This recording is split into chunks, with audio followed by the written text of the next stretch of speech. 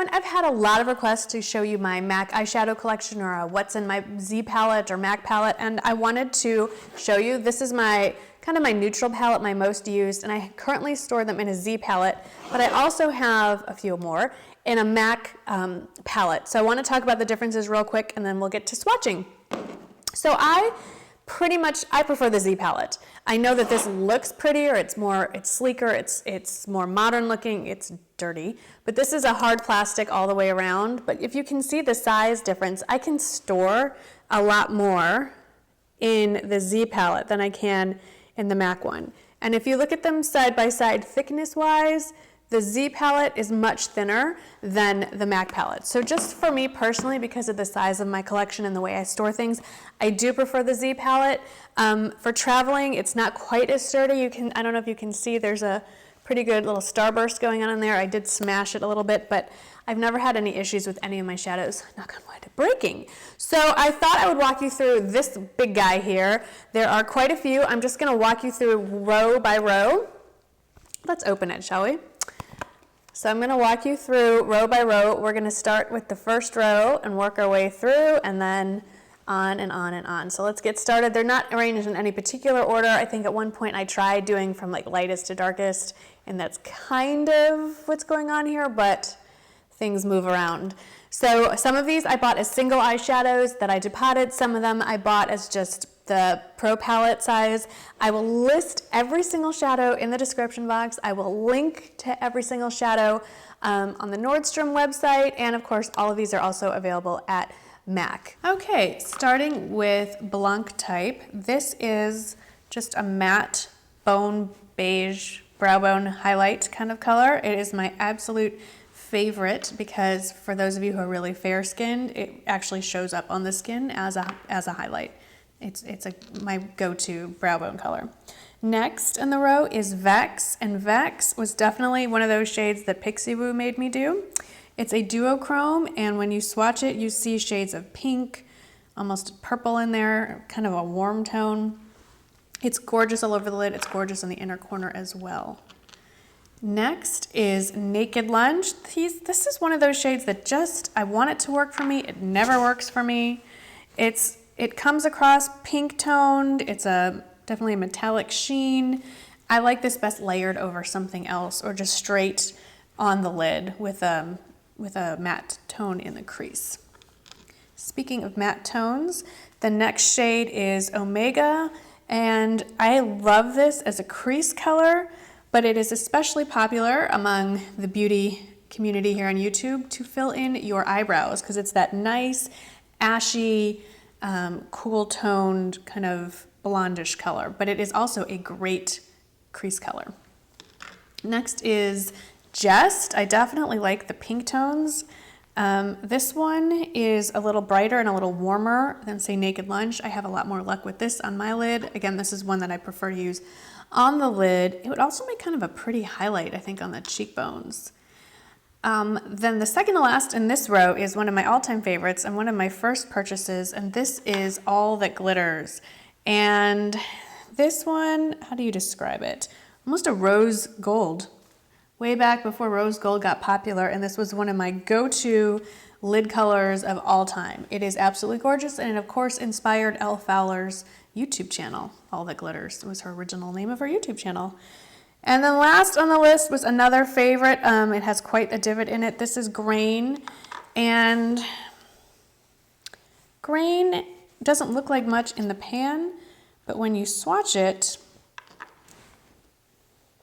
it has a gleam to it. Unfortunately, on the back of these, it doesn't say whether this is, a matte, a satin, or what have you. It looks like nothing, but it has like a soft skin tone shade Gleam that is particularly flattering for a grown-up, more mature eye look, and I would wear this all over the lid paired with one of my favorite crease colors, which is coming up in the next row. Now we're on to row 2, and this is by far my favorite crease color. This is Wedge. It's just a matte brown, mid-tone brown, slightly warm in tone, absolutely one of those boring colors that everyone needs to have. It's sort of like a white t-shirt. You just have to have it. Next is the best inner highlight color on the planet, which is Nylon. It is a golden undertone, kind of warm, beautiful. It's like the Balm's Mary Luminizer in eyeshadow form. It's stunning. Next is one of the first shadows I added to my collection. It's similar to Nylon. It's called Retrospect. It's not quite as intense as Nylon, and it's very gold. And this is a fun shadow to use just right in the middle of the lid, and use that in a halo effect where you put a color, like a deeper color on either side, or layer it over something else to brighten a little bit. It's a fun color. Then we have Mythology, and the only reason I bought this is because Buy Now Blog Later loved the shade when she had a YouTube channel. This is a definite rose gold, more gold than rose. It's very bright, almost like a salmon-y color, and I can't really make this work on my eye, but it's just so darn pretty. I do not care. I love having it in my collection. Next, strangely, is the most used and most damaged and needs to be replaced color, and this is Woodwinked. And Woodwinked is one of those one lid all over the eye colors. It swatches kind of like a bronzy, coppery shade, but as you blend it out, you get some orange undertones, and you can really shear it out and pull it up into the lid, into the crease rather, and make it look like it's two different shadows on your face, or on your eye. It's absolutely stunning, gorgeous, and if you have blue or green eyes, you need this in your collection. Next to Woodwinked, we have Ricepaper, which I always lump next to Retrospect. It's a soft, kind of more muted highlight, not quite as golden as Ricepaper, I'd say, and a little easier to work with. And then lastly in this row, we have another one of my original depotted shades, and this is Sable. And Sable is beautiful all over the eye. It's beautiful in the outer corner. It's a soft bronze, brown bronze, and it's very wearable, and it's absolutely gorgeous. One of my favorites. All right, we're on to the third row, and the first one is another all-time favorite for many people, and this one is just a standard crease color. This is soft brown. My particular soft brown does not have a lot of pigment to it. It shouldn't have that much. It's basically almost like a transition color. You can lay this down on your crease with a fluffy brush, and then add to it as you want to deepen your crease, but this is definitely a red-toned brown. Next on the list is Gleam. It's another one that seems like I have versions of this all over my palette. This has some almost glitter to it, and it is, again, one of those peachy kind of, it's like a peachy pink, very shiny lid color. Next is Patina. A lot of people on the internet love Patina. It's similar in concept to Woodwinked in that you swatch it on and it can just be all over the eye. A lot of people say this is very similar to Burberry Pale Barley. Then we have Soba. This is probably my favorite crease color after Wedge. It's just a matte brown, and it's definitely on the warm tone. It's a lot more pigmented than soft brown. I find it easier to work with. And then next is Cork, and that was a shade purchase that was inspired by all of you. Many of you said I needed this in my collection. It's another, matte, slightly darker brown, good for deepening the crease, smoking out the outer corner. It's a lovely, just one of those basic shades that you should have in your collection. Next we have Mulch. Mulch is, frankly, it's beautiful. I think it's a satin finish. It looks like a satin finish to me. It's similar to Sable. It's a little less purple. There's some purple undertones in Sable. This is just a true, kind of a soft brown bronze. And then last in the row is the cult classic, I think the house that MAC was built on, frankly, as far as eyeshadows go, and that is Satin Taupe.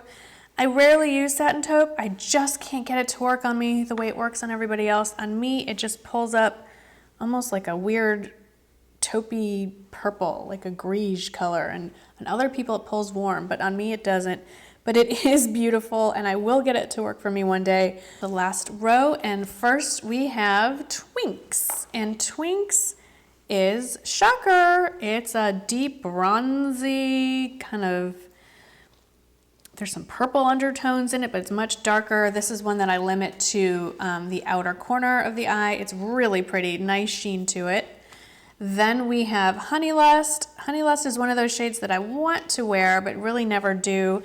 It is a kind of a goldy pink, well, honey tone shade, and there's a ton of glitter in this, and it's kind of hard to work with, but it's just so pretty. I just like looking at it in my collection. Then we have Swiss Chocolate, which is a really warm, reddish brown, almost like a brick red brown matte. And again, more of an outer corner shade for me to deepen that outer corner, not so much an all-on crease color. Then we have Charcoal Brown, which is very similar to a lot of the other mid-tone browns I have, but this is definitely a little cooler. It almost has an olive undertone to it, and this is another cult favorite for filling in brows if you are a brunette. Next we have, it's H-A-U-X, which I believe is spelled Ho, or pronounced Ho. And it looks like a deep mauvey color. It's definitely a crease shade. It's not the most pigmented of the bunch. We have Corduroy. I love Corduroy. Corduroy is a dark brown, and it's just one of those basic, just kind of a neutral brown. Again, great for deepening the outer corner if you're fair skin. You can smoke this out and use it in the crease if you are of a deeper hue than me. And then the very last one, it's one of the newer ones to my collection, is Arena. And Arena is a peachy, gleamy color, and it's very, it has a nice sheen to it. It's beautiful all over the lid. It's a great spring summer shade. You're gonna be seeing this on my lid a lot in the next few months. So there you have it. Those are my 28 MAC shadows that are in the Z palette. I took them all out for swatching, so this is what it looks like all empty and probably needs a good cleaning. I do have other MAC shades, not a lot, but some that are still in the little pots, some that are in that other palette that I held up, but these are the ones that I reach for the most and I adore. So here's what I would like to hear back from you. First of all, if there's a shade that I didn't show that you think I absolutely need to add to my collection, even though I haven't showed you the whole thing, please let me know in the comments below. Also, if you're interested in seeing a tutorial with me using any of the shades that I showed in the palette, please let me know, and particularly which shades that you have in mind that you want me to work with, or just say whatever you want. But I'd love to know what you want to see. And lastly, I have listed every single shade and linked them below. So if you can't remember what it is that I showed you, just check out the description box. It's all listed there for you. As always, thank you so much for watching, and I'll see you in the next video. Bye-bye.